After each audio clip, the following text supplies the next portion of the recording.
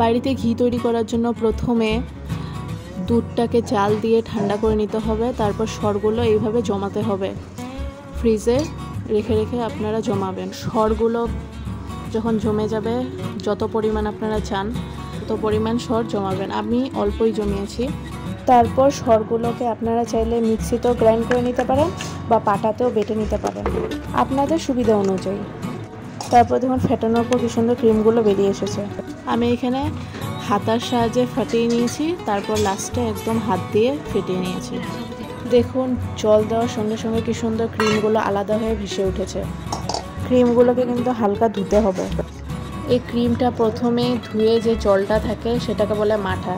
এই মাঠার জলটা আপনারা খেতে পারেন, পেট ঠান্ডা রাখে। চিনি লবণ মিক্স করে আপনারা খেতে পারেন। তারপর সরগুলোকে অল্প জল দিয়ে দিয়ে ধুয়ে নিতে হবে, তারপর জল ছাড়িয়ে রাখতে হবে। আপনারা দুধ নিতে পারেন, দেশি গরুর দুধ হলে তো ভীষণই ভালো, না হলে প্যাকেটে অনেক ধরনের দুধ পাওয়া যায়, সেটা আপনারা ইউজ করতে পারবেন, যেটা ভালো সর হয়। আমি এটা আমুল গোল্ডের প্যাকেটের দুধ ইউজ করেছি। আপনারা যত বেশি পরিমাণে সর জমাবেন তত বেশি ঘি হবে। ক্রিমগুলো থেকে কিন্তু জলগুলো ঝাড়িয়ে নিতে হবে। তারপর কড়াই বসিয়ে স্টিম একদম কমিয়ে কম আঁচে ঘিটা হতে দিতে হবে।